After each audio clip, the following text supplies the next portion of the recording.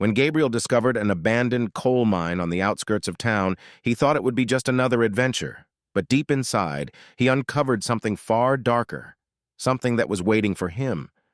Gabriel had always been drawn to urban exploration, seeking out forgotten places.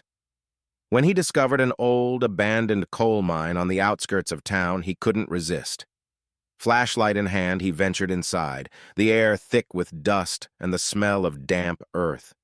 The mine was a labyrinth of narrow passages and rusted machinery, each step echoing through the darkness. As he wandered deeper, a strange hum filled the air, low, rhythmic chanting that seemed to vibrate through the walls.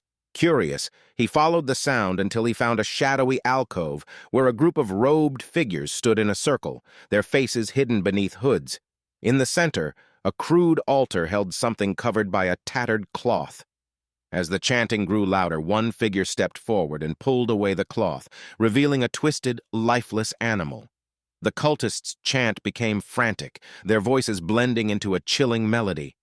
Gabriel's stomach turned as he realized what was happening. An ancient, dark ritual. Just as the chanting reached a fever pitch, one of the figures, a man with wild eyes, turned and seemed to sense Gabriel's presence. "Intruder!" he shouted. Panic surged through Gabriel as the cultists' voices erupted in chaos. He turned and fled, the sound of their pursuit ringing in his ears. The darkness seemed to close in around him as he ran, stumbling through the winding corridors.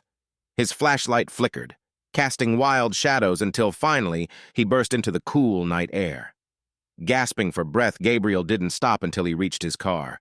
He glanced back at the mine, its entrance like a dark, gaping mouth.